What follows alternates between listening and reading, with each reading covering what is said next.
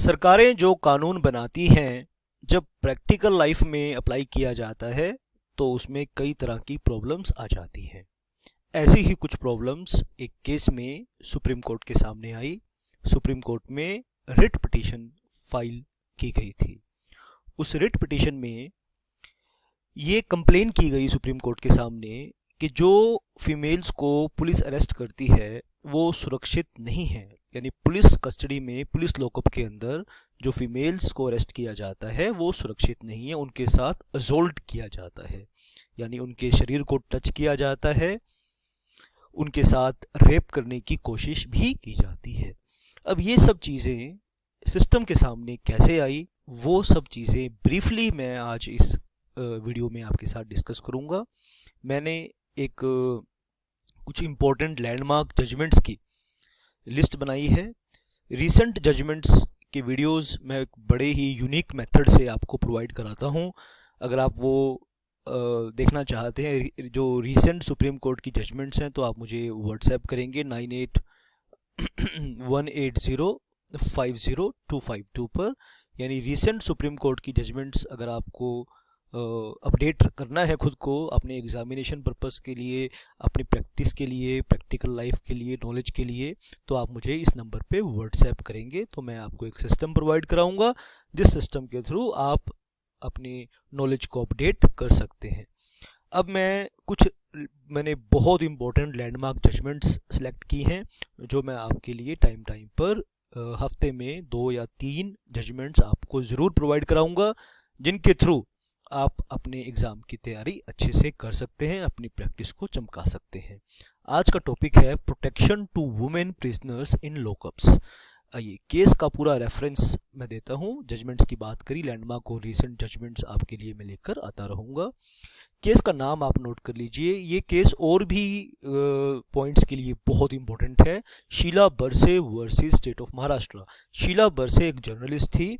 इसने क्या करा, महाराष्ट्र में जाके, एक बॉम्बे में जाके एक कुछ प्रिजनर्स का इंटरव्यू लिया और वहाँ से इसे बात पता चली कि उन प्रिजनर्स के ऊपर असॉल्ट हुआ है, किसी के ऊपर साथ मार पिटाई हुई है, किसी के साथ रेप करने की कोशिश भी लॉकअप में की गई है।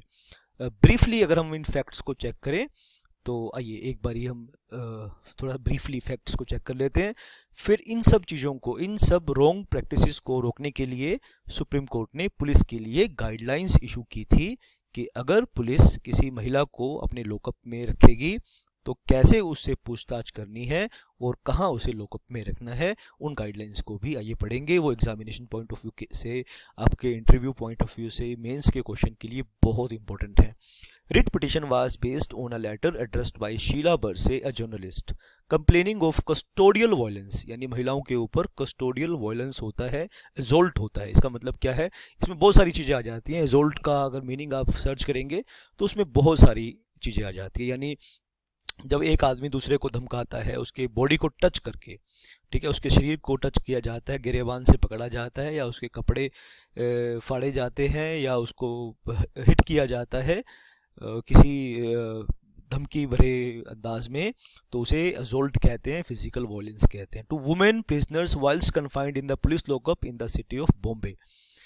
तो इतने बड़े शहर में ये हाल है तो दूर दराज के इलाकों में क्या हाल होता होगा ये आप सोच सकते हैं। यानी वहाँ पे जहाँ पे पुलिस स्टेशंस में, छोटे छोटे पुलिस स्टेशन होते हैं, वहाँ पे बाथरूम तक नहीं होते हैं, लेडीज़ के लिए अलग से होते हैं, तो वहाँ वो इस लायक नहीं होते हैं कि वहाँ पे यूज़ किया जाए उनको। तो बहुत सारी प्रॉब्लम्स आती हैं। ये सिटी ऑफ बॉम्बे की बात है, तो दूर दराज के इलाकों की बात तो कर ही नहीं रहे हैं। The petitioner stated in her letter that she interviewed 15 women prisoners in the Bombay Central Jail with the permission of the Inspector General of Prisons with between 11th and 17th May। यानी 11 और 17 मई 1982। ये बहुत पुरानी बात है, लगभग 35 साल से ज़्यादा पुरानी बात है। And 5 out of them told her that they had been assaulted by the police in the police lockup. यानी 15 महिलाओं का इंटरव्यू लिया, उसमें से 5 ने ये कहा कि उनके साथ असॉल्ट किया गया है, रेप करने की कोशिश की गई है, इलीगल तरीके से मार पिटाई करने तक की कोशिश की गई है। सुप्रीम कोर्ट ने इस बात का संज्ञान लिया, इस बात को और इस चीज़ को मानते हुए और कुछ गाइडलाइंस इशू की हैं। वो गाइडलाइंस क्या हैं, वो अगर आप पुलिस में हैं, आप एक आम इंसान हैं, आप लीगल प्रोफेशनल्स हैं, सबको ये बात पता होनी चाहिए। Court issued following guidelines with regard to protection to women. मकसद क्या था, protection to women prisoners in the police lockup, right. तो पहली बात क्या थी, court directed that 4 or 5 police lockups should be selected in reasonable good localities where only female suspect should be kept and they should be guarded by female constables. यानी आप state के अंदर 4-5 जगह ऐसी अच्छी लोकेलिटी सेलेक्ट कर लीजिए जहाँ पे फीमेल प्रिजनर्स को रखा जाएगा। फीमेल और फीमेल सस्पेक्ट क्यों कह रहे हैं, अभी गिरफ्तार किया गया, एफआईआर फाइल की गई है, अभी एक्यूज्ड हैं वो, अभी उनके ऊपर कन्विक्शन नहीं हुआ है। Should not be kept in the police lockup in which male suspects are detained, यानी मेल सस्पेक्ट्स के साथ उन्हें नहीं रखना है। 4-5 आप अच्छी लोकेलिटीज़ के अंदर आप सेलेक्ट कर लीजिए और वहाँ पे जो उन्हें गार्ड करेंगे, उन्हें जो सुरक्षा प्रोवाइड करेंगे, वो भी फीमेल कांस्टेबल्स होंगे। पहली गाइडलाइंस तो ये इशू की।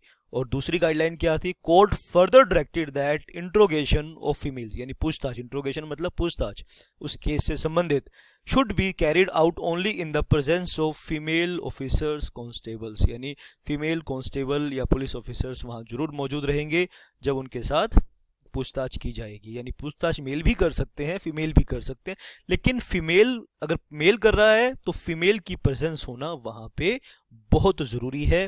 दोस्तों, अगर ऐसे ही इंपॉर्टेंट लैंडमार्क जजमेंट्स को आप ब्रीफली सीखना चाहते हो अपने एग्जामिनेशन पॉइंट ऑफ व्यू से, आपके प्रैक्टिस पॉइंट ऑफ व्यू से, तो आप अगर दिन के कुछ मिनट मेरे लिए निकालेंगे तो मैं आपकी नॉलेज को चमकाने की कोशिश करूंगा। That's it for this session. Thank you very much. यहाँ तक आए हैं, वीडियो को आप लाइक कर सकते हैं, कमेंट कर सकते हैं अच्छा सा, और सब्सक्राइब कर सकते हैं, और बहुत आपको अगर अच्छा लगा तो आप शेयर भी कर सकते हैं।